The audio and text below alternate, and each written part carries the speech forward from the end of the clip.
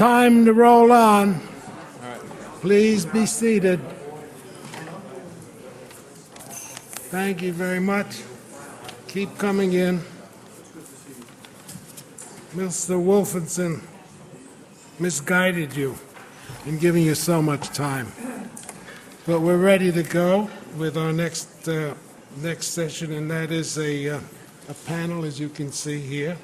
We're having, I won't go into detail, but you know all these people. Nancy Birdsall, who was the president and the founding president of the Center of Global Development, and Mahmoud Muhyiddin, secretary of the corporate secretary of the World Bank and President's Special Envoy. Bill Rhodes, who is known as the banker to the world, if you've read his book, as everybody has. And Ian Talley, who has kindly agreed to bring order to this group from the Wall Street Journal. With that, Ian, it's your show and your colleague's show there. Can you hear me? How's this? Is that better?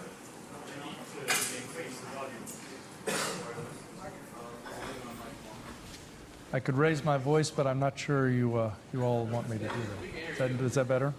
Okay. Great. So we have a broad mandate today to explore how do the Bretton Woods institutions meet the world's development goals and challenges in a world of weak, unstable growth and high debt. And we have a great panel to explore that. Bill Rhodes, as Richard talked about, is president of his own global advisory firm. He is also, you're probably aware, he's instrumental in managing the Latin American debt crises of the 80s and 90s, including negotiating some of those debt restructurings. Nancy Birdsall is the founding president of the Center for Global Development and a former executive vice president of the Inter-American Development Bank, and she spent 14 years serving at the World Bank, including as director of the Policy Research Department. So she has some gravitas to speak with. And Mahmoud Muhyiddin is the World Bank President Jim Yong Kim's special envoy on millennial development goals and is in charge of coordinating the World Bank's efforts to strengthen partnerships with the UN and multilateral development institutions, which I think we'll talk as an increasingly important role. He's also served in Egypt's government in several senior capacities and as a central bank board member. So Madame Lagarde has outlined the general risks to the global economy, especially getting stuck in low growth rut. But I've asked Bill if he'd further set the stage for where he sees some of the smoldering fires around the global economy. Which ones will have the most serious consequences? If you will. Thank you, Ian. Can you hear me? Yes. Okay, good. I decided to stand up here because Ian told me I've got 5, maybe 7 minutes to get through my 5 points, and then I will join the conversation. I think, first of all, it's very clear that the central banks of the world have been carrying this economy since the Great Recession. And we've seen so much liquidity sloshing around here, and you see it in the record levels of the stock market here, the extraordinary bubble in the art markets. And at the same time, I think it's created a lot of risks, almost a bubble, because at some point the central bank's going to have to call back this liquidity. The Fed went from 800 billion to 4.5 trillion, just as an example. So I think that more and more as we get on, this is going to become a problem. The whole question of exiting, I think, is going to be much more difficult than people think. At the same time, we're seeing that with all of this liquidity and all of this quantitative easing, world growth doesn't look so great. Even in our own country, we saw a figure of barely any growth in the first quarter, and everyone feels it'll be revised to negative in the next few weeks. And people are even concerned about what kind of growth you're going to get in the second quarter. So I don't see any sort of action by the Federal Reserve, at least until September, and a lot of people think it'll be after that. I think we've all been traumatized here, if you want to use that word. It's like a novella, a soap opera of the last few years, except for the Greeks who have suffered it with the Greek crisis. And I think what's going on there is very, very important because I think the whole Eurozone system is really much more dependent on what comes out of Greece, and people in Brussels and some of the heads of state like to say. And I think what could trigger this mechanism, and I said so in an op-ed 6 or 7 weeks ago in the Wall Street Journal, is the banking system. It's the Achilles heel. It is being kept open even though you've had massive withdrawals over the last couple of months out of the banking system by the European Central Bank. How long they're going to continue to cover these withdrawals is anyone's guess. And if they don't, we're going to see another case like Cyprus, except it's going to be much more serious. Cyprus in 2012. Now, all this week there are discussions on Greece that'll be held in Europe, in Brussels, and then you have the heads of state in Riga.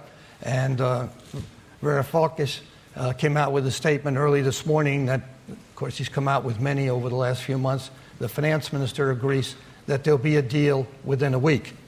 Well, they better get a deal soon because they have tremendous sized payments coming up with the IMF, $1.5 billion next month, and then this summer they have almost $3 billion coming up with the European Central Bank. So they need to unlock that 7.2 billion euros that are sitting there waiting for the present group that's now unnamed but used to be the Troika decides that the plan they're putting forward is reasonable.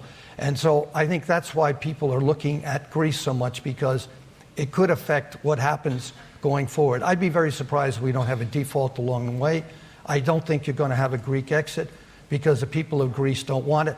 And at the end, you may have a referendum. I think Greece will stick, but I think we have some very rocky times. And I think in saying that, when you take a look at the Eurozone, a lot of people are euphoric because of the drop in oil prices, the quantitative easing that European Central Bank has put in.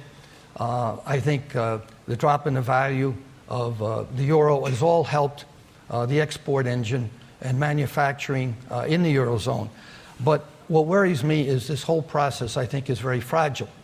And the reason I say it's very fragile is just take a look at the unemployment rates. I think they're horrendous when you take a look at them.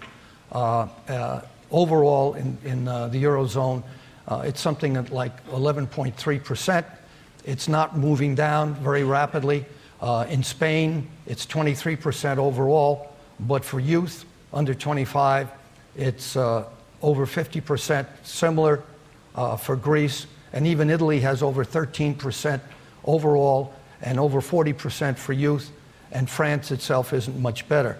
And I think this is a ticking time bomb for the Eurozone, is unemployment, but particularly youth unemployment. And the figures that came out recently show some movement up, particularly for France and Italy from the previous couple of years, but we'll see how sustainable that is on the GDP side. But I think we must watch the unemployment side because of the political implications that it could have on elections going forward. Let's face it, that's how Tsipras, got into power.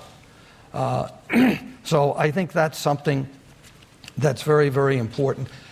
Overall, I think in Europe, what concerns me is everyone is betting on the ECB, as it has been the last few years, and monetary policy, quantitative easing to take them out. But that will not do it. You need more on the fiscal side to get things moving, I think, in the Eurozone, and frankly, in the EU, I think, in general. Trade would be the fourth point I'd like to bring up, because I think we're going through a very important period of time in trade. Here in the United States, we have the TPP, the Trans-Pacific Partnership, and the whole question over authority for the president to finalize that deal. And I think it's very, very important because it's part of his so-called Asian pivot, if you want to use that term. But I think it's very important for trade in general. And I think there's a real battle being fought within the United States on going forward with these agreements because a lot of people are still, particularly unions and others, are not happy with the results of NAFTA, which was negotiated so many years ago. And then we have the Transatlantic Treaty, which I think is very, very important. The two of them together are crucial, I think, not only for our trade policy, but our foreign policy in the United States. And then I'd just like to move on. My fifth point would be China. I think the tendency here is to underestimate the role of China in the world today. Certainly the Chinese think the world underestimates, and particularly the United States. I think economically speaking, China is going through a difficult transition, moving to a consumer economy. Double-digit growth days are gone. I think they're going to have a hard time making their 7%. The fund said is putting out 6.8. A lot of people think it's going to be tough to even get above 6%.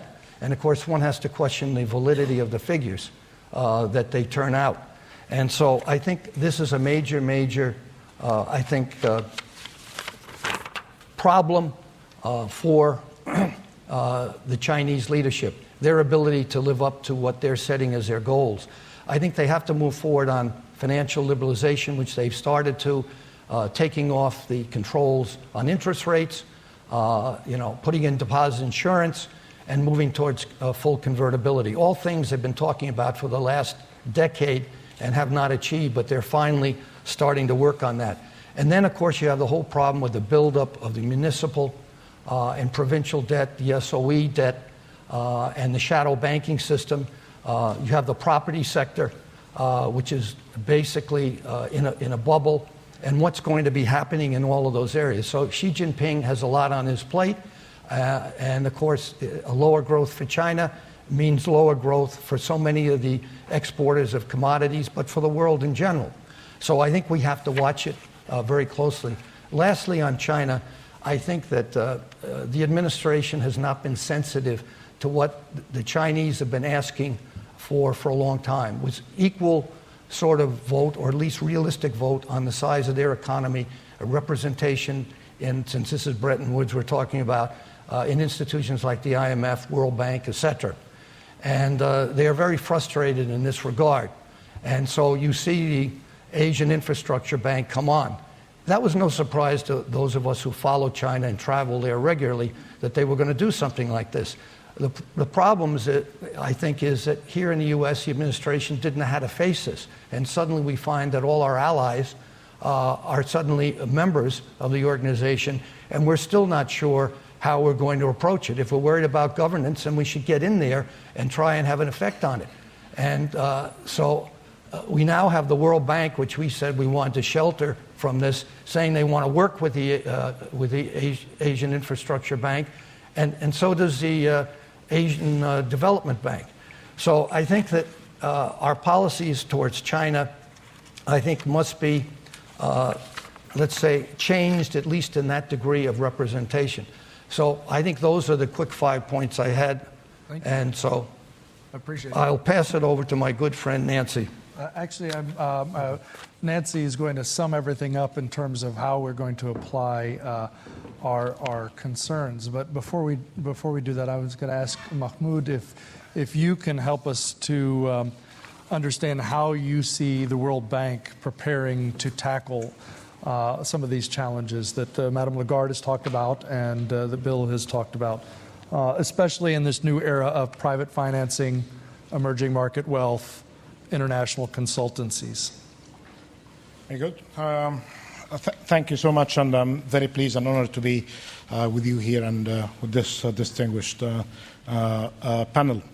What I'll try to do is basically to put that in a context, and the context is the work that we're trying to do now with the multilateral development banks, with the IMF, with the private sector, trying to finish up the business of achieving the Millennium Development Goals and trying to embark on the new goals that should start in 2016 and finish in 2030. So if you have heard about the Millennium Development Goals, it's fine. They started in 2000. If you haven't heard about them, they are going to expire at the end of this year. And there is going to be a new set of goals and targets and indicators to monitor them. As we speak, and in New York, the member states are discussing the agenda for the future. They are settling so far on 17 goals. Instead of the 8 goals of the Millennium Development Goals, we are going to be having new 17 goals for development. They have 169 targets attached to them. Currently, we have only 21 targets. And they are searching for 300 indicators to monitor them. Currently, we are struggling with 60 indicators. Many of them we don't have basic information about, including the prime goal, which is ending extreme poverty, that you can see it in the Millennium Development Goals. You will be seeing in the new Sustainable Development Goals, and it is one of our twin goals that our Managing Director, Sri Mulyani, mentioned earlier today. So we have a challenge in monitoring what we are agreeing on, and this is a very big challenge if you are talking about an evidence-based approach. We have this goal while we are celebrating the fact that the world has achieved this goal of halving the number of those who are suffering from extreme poverty. That was achieved back in 2010. There is a great deal of countries and great deal of people, more than 1 billion persons today, are suffering from extreme poverty. But are we really of perfect knowledge about what we are talking about? I'm afraid while we are in the World Bank, I cannot tell you that. I can assure you that we have perfect information about that, because 57 countries do not have data about it, or have one single dot that doesn't allow any kind of comparison over time. So we have a challenge: 17 goals, 169 targets, and 300 indicators are required, covering economic progress, social development, and sustainability of development, with emphasis on environment. Meanwhile, we didn't finish the business of the MDGs. And while there are some of the goals, as I mentioned, like the poverty one, had been achieved, others, especially in the health group, are not achieved yet. We are starting that with the background that Sri Mulyani and Madame Lagarde mentioned to us earlier, that growth, I'm not quoting Madame Lagarde, but based on our recent reports, that the growth is for this year as it was for last year, despite the fact that there is some improvement, is still very much disappointing. This is not really going to be helpful going forward if you believe that growth is essential, though it's not sufficient, but it's essential prerequisite for any kind of serious work towards achieving any kind of goals, the old goals of the Millennium Development Goals or the new ones. Then you have a variety of problems beyond the growth, that even when you have growth in some countries, in many cases it's not associated with jobs. And if it is associated with jobs, it's not associated with decent jobs, as the ILO call it, or what we call it in the bank, good jobs.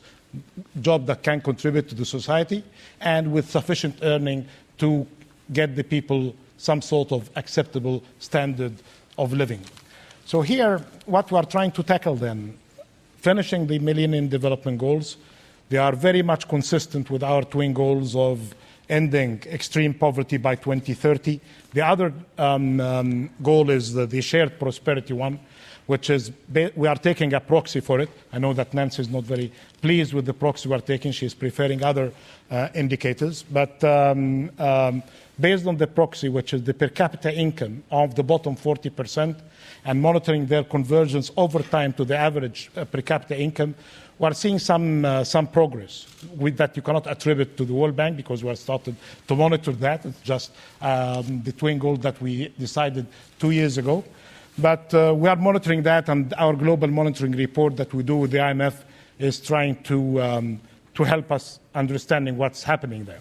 And we have seen some progress in 80 out of 86 countries. Like 57 countries are doing better over time. But the challenges are huge. And for these goals to be achieved, we are saying that there are three things you need. Finance, and this could touch upon what Bill just mentioned. Good data, which I told you that we are in a worrying situation, and the call for a data revolution is not just out of nothing, because anybody who's taking the matters related to development seriously, like you, Nancy, and her colleagues, and everybody who's monitoring development, the policymaker, the civil society, will have a difficulty in monitoring development, and we need really to tackle this issue. And the quality of implementation. Putting the quality of implementation aside for a moment, in few weeks, very shortly. In a few weeks, there is going to be, this is a year of conferences for development.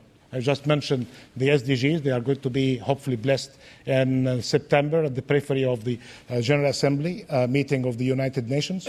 A few weeks after that, there is going to be the big summit on climate in Paris in December.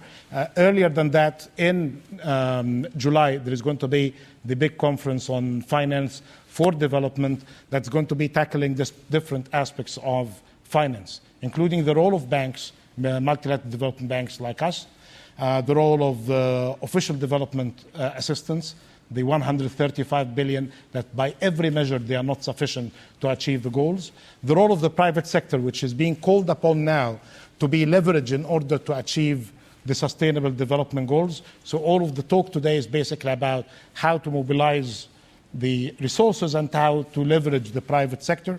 And then there are three other things in addition to those three pillars of finance on the government side and on the official development assistance and private sector. The other three mentioned earlier today, one of them is related to trade. And again, all of the recommendations coming is a good hope for a successful Doha round. Good luck with that.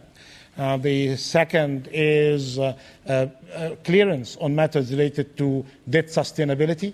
And there are some sort of confusion by different countries. Definitely there is no confusion as far as the IMF and the World Bank are concerned about the debt sustainability framework. And the final one is very interesting, but we didn't really see lots of substance coming for the document that are going to be discussed in Addis. So far, I hope that they are going to be progressing before the discussion about technology and research and development and funding, all of that. How to do this? Definitely the World Bank alone, and even with this good spirit of collaboration with the IMF and with the regional development banks, cannot be sufficient. So the call on the private sector to get into the game and to finance many of the goals that the private sector in the past didn't intervene in because of the lack of incentive structure, the lack of adequate information, question marks about the return to risk mix has to be resolved first. Then you have issues like the role of the new players, including the AIB. The official position of this institution that I have to commit to, that we welcome the AIB. We are very happy to see the AIB established, and we are saying that there is enough room for everybody. If you are asking me, and that particular question in the past, when I had more freedom to speak as a government official with all of its restrictions, I would say the same, but I would be very much doubtful that the new players and the newcomers in the development finance are going to be necessarily going into the high-risk, low-return kind of activities or in the global public goods that Nancy is an expert in.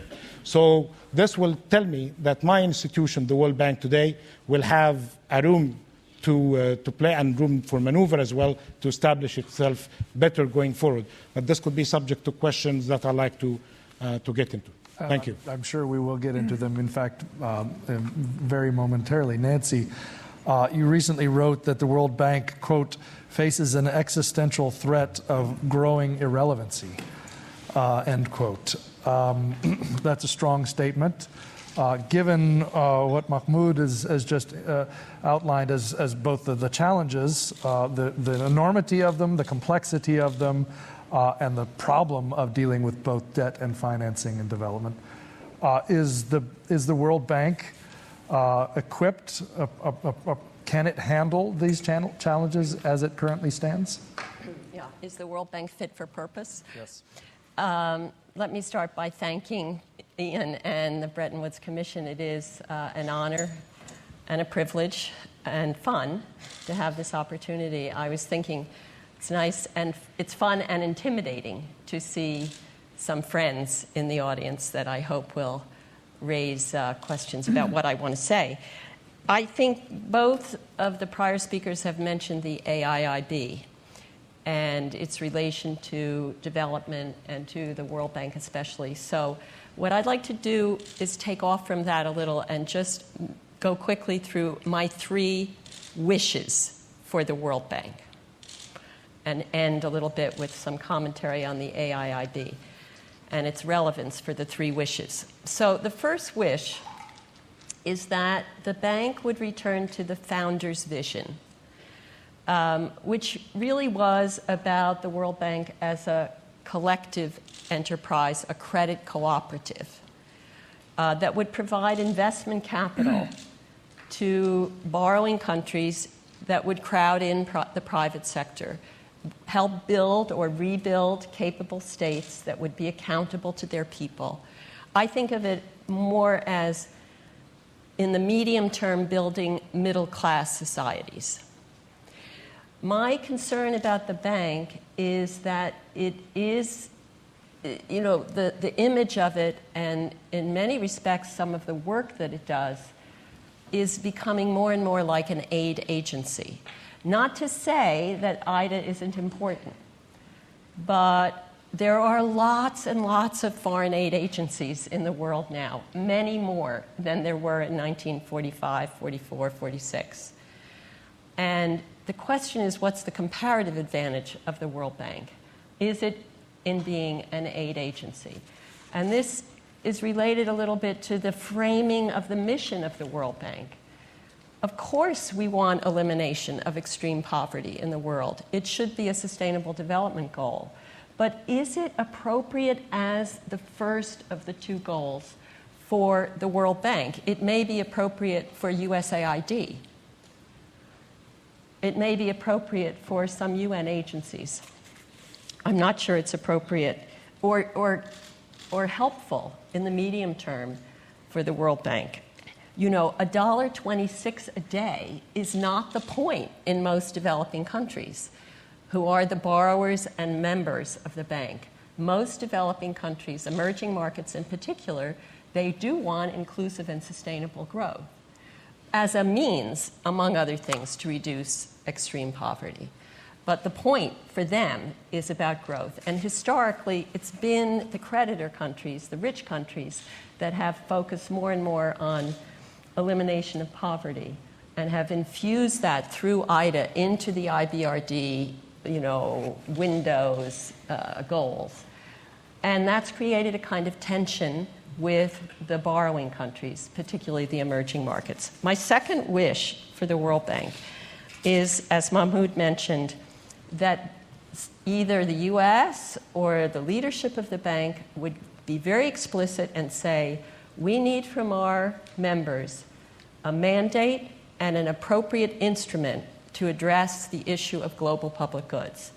Development is more and more about dealing with threats that are cross-border and capturing opportunities that are global and public goods, whether it's, new vaccines, new technologies for clean energy on the opportunity side, dealing with Ebola, dealing with the problem of resistance to antibiotics, dealing with climate. These are all global public goods in the end, where developing countries are clearly the biggest victims. Poor people, in particular, the risks are asymmetric with all these threats. It's the poor and poor countries with weak institutions that suffer the most. The World Bank for 70 years has relied almost entirely on the country-by-country loan instrument. And I think there's history and habits that have prevented a more sort of assertive but addition of some way to cope better with the real big challenges to development across the world now, which are shared by rich and poor countries. So I'd be happy to talk more about that, but let me go to the third wish. And this brings us back to the Asian Infrastructure Investment Bank. And by the way, of course, to quota reform and the failure of the U.S. to lead it. My third wish is that, and I said this at some other conference, some of you were there, the U.S. would be a better parent to the Bretton Woods institutions. Of course, there are problems on the Hill with getting the quota reform through. But there's a longer-term issue about, in the U.S., the political dialogue around the multilateral institutions and about multilateralism, about Doha. We can go on and on. And what's happened, the way I think of it is that the World Bank, the IMF less so. I think the IMF is more obviously doing something that's a global public good in reducing systemic risks and working country by country and then aggregated to minimize those risks. So it's easier for the IMF. But for the bank, the U.S., I would like to see it playing less of what I think of as dad's role as a parent, which is kind of benign bullying. The problem is that the children have grown up. We have the BRICS. We have China especially. And the children are tired of being bullied around, including on some issues that may seem trivial, but they're more and more important, like what is the right approach to ensuring environmental, social, and fiduciary safeguards when countries are desperate for investment capital. So what would it mean? What are the signs? The U.S., it has the quota reform hang up on the IMF side. The recapitalization of the World Bank was smaller some years ago than it could have been. Borrowers wanted more capital at the bank. Now the bank's doing other things, trying to leverage its capital more effectively. That's fine, that's okay. But from the point of view of the borrowers, they wanted more votes, more quota, more shares, more influence on policies, and more capital. And the U.S. resisted that because it didn't want to see a devaluation of its current ownership or a reduction of its current share. So, there's a little bit of that dad bullying, and that's led to, or it's helped lead to the creation of the AIIB, the BRICS Bank. Together, they'll have capital of maybe $150 billion, a lot of it obviously from China. I think it's time for the U.S. to move to the mom approach, which would be more about persuasion and influence and cooperation and nurturing.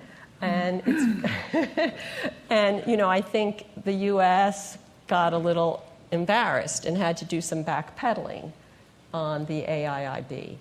And it's good to see the U.S. moving, at least at the Treasury level, to a little bit more of the mom approach, and to hear Mahmoud saying we're going to cooperate. But in the medium term, there's a tougher issue, which is bringing along, maybe it's the voters, maybe it's the Congress, to the reality that the U.S., it's still a superpower. It still has huge moral and market power. Some of this model around the model, or some of the moral power around the economic and political model was lost in 2008 with the Lehman Brothers. I think and the subsequent crisis, we'll look back on that. But the U.S. is still so important. And so many of you are U.S. citizens, and the Bretton Woods Commission is based in Washington. That's my third wish, is that somehow together we help change the nature of the debate here in the U.S. That would help the world and the world's poor and lead to inclusive and sustainable growth. So I'd like to discuss a little bit deeper about whether these other institutions, the AIIB, the Chiang Mai Initiative was mentioned earlier, whether they're more theater than legitimate institutions that can deliver. But before that, I did want to give Mahmoud a chance to address some of Nancy's concerns about the World Bank's focus, its mandate, and its effectiveness, particularly in light of the idea about whether it should be focusing on poverty rather than building up growth as a key mandate. As a means to reach Yes, exactly. Which has been an older model, as you say, focusing on growth lifting up rather than. Right. I admire Nancy a lot, and she knows that. I respect her a great deal. I wish I can say, as we say back home in Egypt, that her wishes are my command. I can't do that. But actually, before getting to that, some of the wishes cannot really be achieved as easily as one may assume. If we are seeing a world of middle-income countries, emerging markets, that my membership here, the 188 countries, are all of them either advanced, what's so-called in the IDA definition, part 1, and the rest are the BRICS and the emerging markets. They have solutions, they can access markets and all of that. I would refrain from getting into the aid elements. IDA is very essential. The low-income countries do require us. The fragile and post-conflict states, and the middle-income countries as well, who are the host of the majority of the poor by any definition. If we are going to be just focusing on the global public goods, and they are very important, and I'm pleased to see progress in that front by the measures, our portfolio is telling us that 22% of our portfolio, according to a particular definition, could be classified as climate friendly. So the emphasis on green growth and the investment that we're doing in the mitigation of the challenges of the climate and the investments required as well for the climate going forward, climate change. But the need for the bank on a country-based lending in all of the categories with high concessions to the low-income countries of IDA and to others as well, especially with the knowledge component that travels with it. I hope that we have substitutes in that front, even with the newcomers, that we really see them coming nicely, and we were welcoming them not just to be politically correct, because as many people noted in the think tanks in the capital here, that the newcomers to the development finance are playing with the global rules. They are not isolationist. They are welcoming everybody to the membership. They have governance structure that is very much benefiting from the experience of the World Bank and regional development banks. So as a new member for the AIB, you shouldn't really be, and you are a member of the World Bank, you shouldn't be seeing yourself as alien there, because they are playing with the same rules. And this is basically the good thing about it. And that's why it's very much possible, as we see it, when the AIB will be in business, I will not be surprised to see many joint projects, and especially in the first couple of years where the AIB wants to establish itself and to get some deals done. Beyond that, I think what was mentioned by Nancy on the climate, I think we need to do more. We'll see commitments further in that front in the Paris summit. I don't like to steal what we should be saying in that front. But what could be really the unique role of the bank going forward? I like this issue of the crowding in the private sector. In the past, I was a minister of investment in my country, so I appreciate the role of the private sector. A good start is to refrain from crowding out the private sector with the help of many institutions, including my institution, in some cases based on big demand coming from countries to do things that the private sector can do easily, like building terminals or airport extensions. Any kind of a decent consortium can do it, and it doesn't really need the World Bank, but possibly for some advisory service or support. So the first step to crowding in is to stop the crowding out. And then, and actually this is very important, it's not really ideological here, because if you do that, you are not going to be helping countries doing the thing that the private sector is not going to be willing to do. You can crowd out the private sector from the airports, but this will not really mean that you are going to be helping in the infrastructure in, say, rural areas or the underprivileged areas, which should be the priority of the bank, or helping the infrastructure and the systems for the education of girls. Or building health systems. I think we are moving toward that direction. And when we're talking about leveraging the private sector, collaborating with the MDBs, trying to get things done, is basically trying to refrain from things that we're doing in the past. Of course, we have to be playing the game and to respond to some desperate demands by some countries.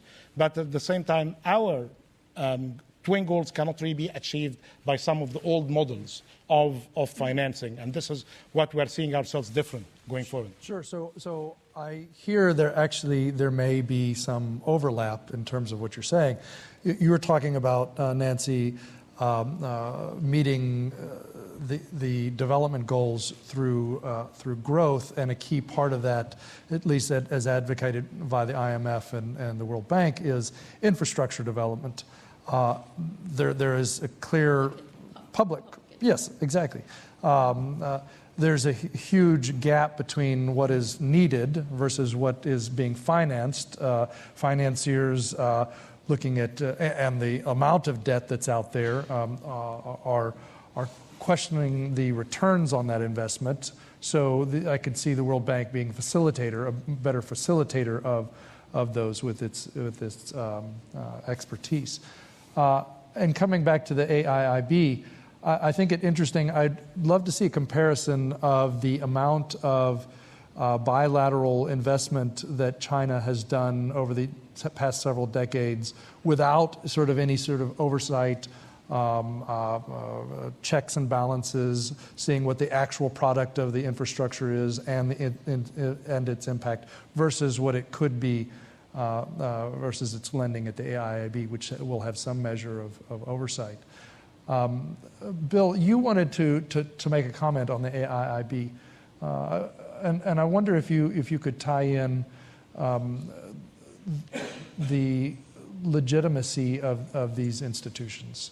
Well, I wanted to make the comment in general on development banks. Nancy had mentioned, we all had mentioned the Asia Infrastructure and Investment Bank, and she threw in the BRICS Bank. But I think what's going on and the change that we've seen in the last 30, 40 years is also the regional development banks. Just take a look at the BNDES in Brazil, has a larger book than the World Bank. And if you want to talk, and I think Mahmoud's comment about crowding out is a very good one, and this is a real issue in Brazil today, with the idea that a lot of the private sector thinks that the BNDES, the Brazilian Development Bank, has crowded out areas where the private sector could be. And so I would mention that. The other very large development bank, of course, is the China Development Bank. And what you're going to see here is sort of a troika of Chinese investment and development, because you're going to have the new bank, which is headed, and we have several Asian hands here in this audience who were senior people at the Asian Development Bank and know China very well. But the person who is doing this, Mr. Jin, was former vice minister of finance on the international side and then sent to the Asian Development Bank. And he knows as much about proper governance as you could ask anyone to. The question is, will they implement that? And one of the reasons it's been so successful is because of him. But if you match the Asian Infrastructure and Investment Bank together with the China Development Bank and the Exim, and some interesting things have happened because two of the senior people that worked under the governor of the People's Bank of China, Zhou Xiaochuan, who's considered to be the big driver of liberalization in China, which is why Xi Jinping kept him on 2 years after he was supposed to be leaving. Two of those people, Madame Hu Shilin, who was his first deputy, has now been made head of the China Exim Bank. And when you take a look at the portfolio and the lending of the China Infrastructure Bank combined with the China Development Bank, it's incredible. Then you have the Silk Road Initiative, which is coming directly from Xi Jinping. And they've taken the former chief of staff of Zhou Xiaochuan, the governor, Madame Jin, to head that up. And so they are making a major effort. I mean, just take a look at this trip that Li Keqiang is going to be making to Latin America and the amounts of money that they are talking about dispersing there, plus the initiatives we've seen of these institutions before, just the Ex-Im Development Bank in places like Africa. So I think this is becoming a major driver, and to ignore that in any discussion about international financial institutions is to make a big mistake. Now the question is, will they have the type of governments? Will they have the rules of the road? And that's still very much up in the air as to how that's going to happen, what the cooperation is going to be of the World Bank, the other regional development banks in Asia, but also the bank that Nancy knows so well, the Inter-American Development Bank, the African Development Bank. I think these are all major issues that have to be worked on, because we're in a different world now. This isn't the world of 40 years ago where the World Bank and the IMF sort of dominated this area. As Nancy well said, the World Bank is distinct in the sense of its mission from the IMF, and the IMF is more active in a lot of these things than it had been for a period of time, mainly because I think there are more problems in the world today on the sovereign risk side, et cetera, Ukraine, Greece, whatever. And so I would just throw that out, that it's not an easy issue, and it's a complicated one, but it's being driven very strongly by what China's doing. So a very clear foreign policy strategy about extending its economic power and its global economic, rewriting the global economic dynamics of power. It seems as though there is, you talk, I don't know if you use the word, but you're talking about an evolution of the space where the Bretton Woods institutions have dominated. I mean, you think about the relationship of the IMF with the ECB, or the so-called Troika in Europe.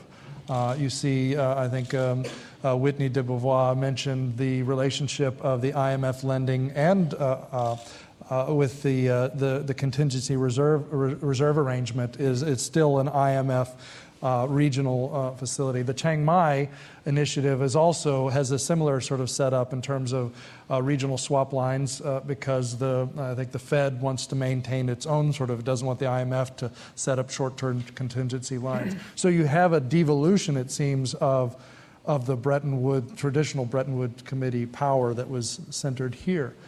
And in part driven by China's policy shift and the U.S. sort of shift of how the U.S. interacts with the IMF and the World Bank and vice versa. I still come back to the question about institutional capacity, though. I think the key things the IMF and the World Bank still maintain have huge institutional capacities and can help to shape those regional engagements. I do want to take at least one question from the audience. I know we're running out of time. I see Mahmoud is dying to saying something. Not to that extent. Ladies first, please. I just want to be sure that there's no misunderstanding about what I said on things like global public goods and the role of the World Bank. I don't mean those to eliminate the existing approach. I'm just saying, just as IDA was created back in 1960 as a new window with a special mission, there is room now for another new window with a special mission, which would put the World Bank in a position to be influential on setting priorities. I mean, it's not just climate. There are a lot of other issues that are even more neglected in terms of transfers to developing countries to deal with the risks they face and to exploit the opportunities they face, whether it's licensing, paying for developing poor countries to pay licenses for proprietary new technologies. You could make a long list of the kinds of things that it's hard now for countries to get in the apps. And the Asian Infrastructure Bank and the BRICS, they will be focused on investing in infrastructure. So we're still in public infrastructure, hopefully, and using standards and values, that they'll probably, in the first instance, cut me off if you want to cut me off, but they will no doubt, the AIIB, I'm sure, will turn, Mr. Jing will turn and his staff, well, what's the operational policies of the World Bank, and they'll adapt them a little bit. So it's not so bad in that sense. And it's not just the operational and the environmental and social impact. It's also about returns, whether the investments are legitimate returns for the investors or creditors, and whether they'll deliver the growth strategies or burden those countries with even more debt in a debt drowned world. Did you want to make a quick point? That won't happen because there are all these other members from Europe that have joined. Have a great history. The question is actually whether they'll become effective at even transferring resources. It may take time. There's going to be some tension. I would not want to. I'm not sure the Europeans are the best ones to look for measuring a sustainable debt level. So sorry. What we're seeing today of the preparation of these new multilateral institutions is very promising and very assuring. That they are getting matters of what you mentioned now on the standards, on governance, very seriously. The kind of expertise that they are relying on is basically the kind of expertise that we have here in the bank or we are using in order to improve our own safeguards or procurement policies. And they will not really spend the effort and the money and the time unless they are very serious about it. The other thing that the newcomers know very well that we are in a new world. And this world that has many stakeholders, many players, very active civil society, very active participants in the development agenda is going to be happy with any kind of a substandard kind of an approach when it comes to multilateral finance. My worry is, though, that when we talk about gaps, including that famous figure that I don't know exactly the source about it, though that we use it from time to time, it's about the $1 trillion gap a year for developing countries when it comes to the infrastructure. There are other estimates that go into multiples of that. Having newcomers, as we see it at the domestic level, doesn't necessarily mean that we are going to be bridging the gaps. Having new intermediaries could be good for competition, could be healthy. But if we are going through some sort of a cream skimming approach, that would mean that many of the poor, many of those who are high risk and not necessarily with adequate return are going to be in need for the likes of the World Bank and others to step in and to help going forward. And it's not just the money, because with the figures Bill just mentioned, we are not the biggest in the global system in terms of finance. But we claim, because of what we have of expertise, we still have comparative advantage when it comes to knowledge, to technical assistance, to sharing ideas. The thing that is not a recent discovery, our president, Jim Wolfenson, during his time, he put an emphasis on this issue, on the knowledge bank, which is being emphasized again and again today. So with knowledge, with expertise, with the outreach, with 188 of membership, with 125 clients, with the experience of the goods and bads of this experience, I think we can really be good collaborators and good cooperators with the rest of the MDBs. And more importantly, going forward, is to provide the essential leverage for the private sector to cooperate in getting things done. Well, the proof will be in the pudding, that's for sure. I see I have 5 minutes for questions. Can we take 2 questions, actually, if we have 2 out there? And then why don't we go here first, and we'll come to the front. Why don't we take actually 3, and then we'll let the panelists. Gary Kleiman, Kleiman International. Let me ask a nihilistic question. Using the example of Egypt, which has really relied on no institutions, Bretton Woods or otherwise, in overcoming, its recent balance of payments crisis. We were always looking toward a possible IMF program or other traditional official rescue. As you know, Gulf bilateral assistance, really very much unconditioned, perhaps. filled the gap. And in terms of the knowledge and strategy, the government has gone out and hired management consultants, to plot their way forward and plan the Sharm el-Sheikh conference. So I wonder whether this isn't a practical pillar that countries could increasingly rely on, and maybe that's a new model as well, as we're looking at these new institutions as well as reforming the traditional one. Okay. And could we take two questions down here? Yes, please. Thank you. Hi.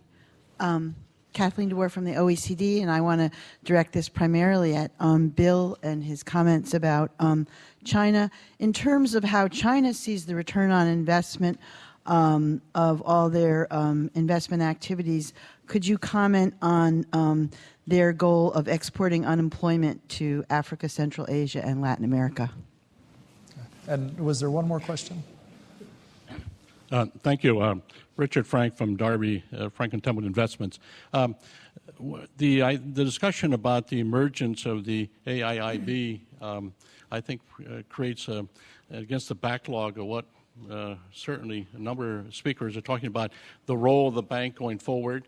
And you really do see the AIIB moving forward with a combination of motives, the Chinese asserting their power economically. At the same time, the World Bank, which is the repository, a lot of the information that you need beyond just finance. I mean, the finance world, we compete for good infrastructure projects. At some level, it's not money. It's having the whole system that's you can rely on. And I guess what this brings me to is you could have had a GIIB, a global infrastructure investment bank, where the bank wouldn't have been necessarily the father, but it could have brought everyone together and shared not only financing, but technology. The question, I guess, really is, if that's a missed opportunity, is there other opportunities that the World Bank is going to miss because maybe they're hobbled by the shareholder support? Good questions there. I do think the World Bank does have, I think, a global infrastructure facility that they've started. I'm not sure about, that's no comment, there's no comment though on its success so far or its process. Do you want to, you had basically two questions to you. Do anybody want to take them? Well, I'll just, the question which was directed to me was specifically about China exporting unemployment to Africa and Latin America. Well, as you know, there's been a tremendous blowback in Africa because so many of the China projects have basically employed Chinese taken in. And I think that this is a real problem. You haven't seen it as much in Latin America, but you've seen it big time in Africa. And supposedly the Chinese are recognizing that, we shall see, and using more domestic labor. But I think it's one of the things that the Chinese really have to deal with because, as you know, a lot of people are comparing it to 19th century colonialism. And so I think it's a real problem for them. It's just like the whole question of just importing commodities and not finished goods. This is a big question, and we have several distinguished Brazilians in the audience with the relationship with Brazil in the sense of how much China is going to do in importing manufactured goods from Brazil, which is a major manufacturer in its own right. These are all questions the Chinese have to deal with. There's no doubt about it.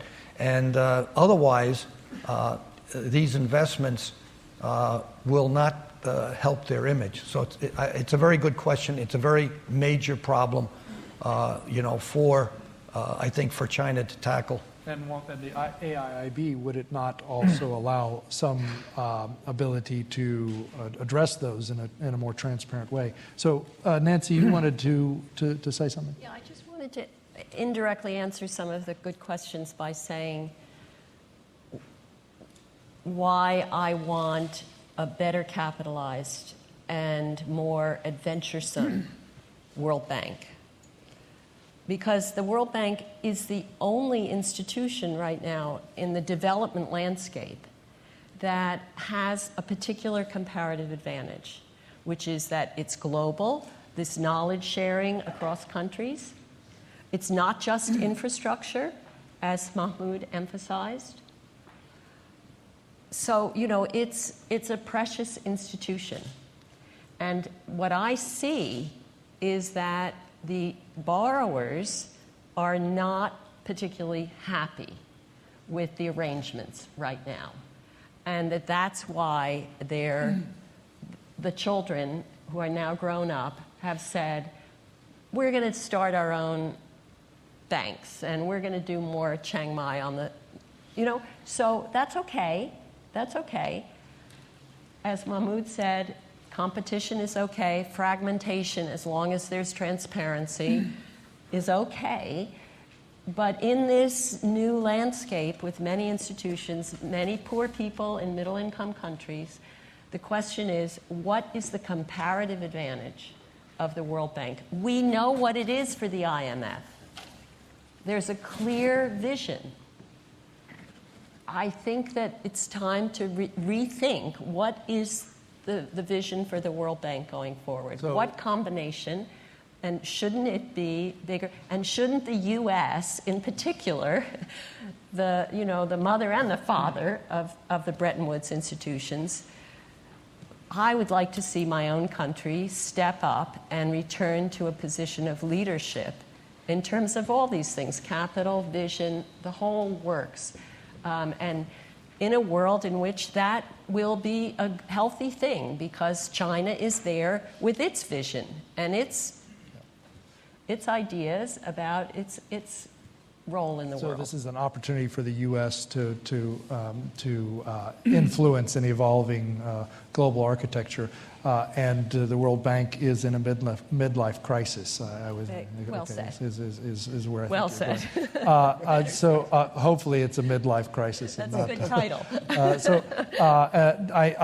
I'm over. I know I'm over time. I do. If you could make in 30 seconds or less, just a summary. A response. Well, I'm happy with the comment on Egypt, that countries do find their own ways of getting things done, and they may not need always dependent on the multilateral development agencies, including the bank. And we're happy with this kind of competition and contestability, not necessarily in organization of conferences, but in more fundamental matters as well. And when it comes to the activities, being competed with and against is a good thing. And unlike our friends at the IMF, they have a monopoly in their domain and surveillance. Our business had been always subject to competition, and we do better when we have this kind of competition in the markets. The issue on the global infrastructure bank, it's a different world today. I wish that we can really be that one. But the global financial markets are going to be the facilitators of finance.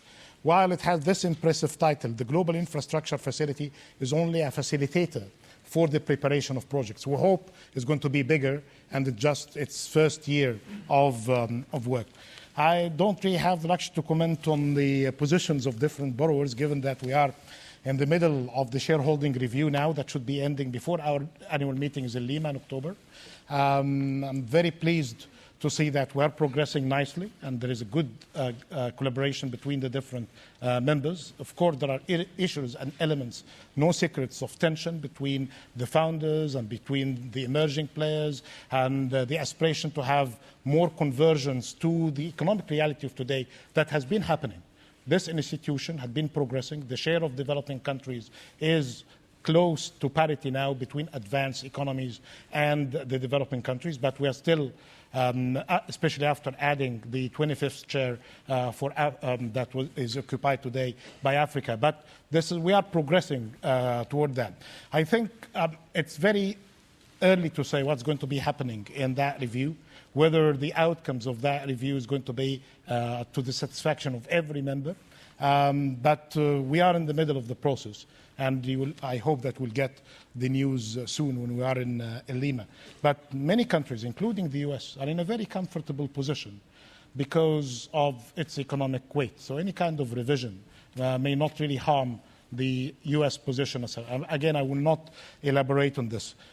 While we are saying that, and finally, while we are seeing that there is many emerging players. I like to emphasize the importance of the U.S. as an important shareholder, the biggest shareholder, and the European shareholders as well.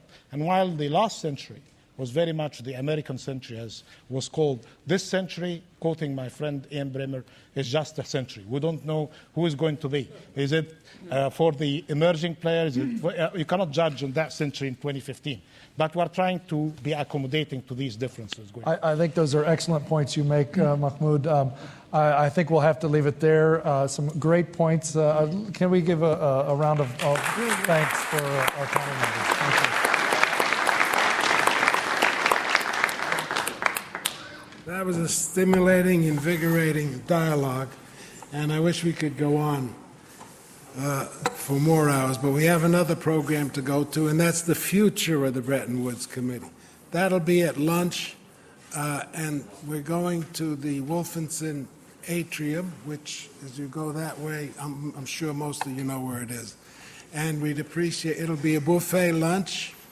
We'll appreciate it if you get there, get your victuals, and sit, no seating, and we will continue the program there as soon as we all get settled.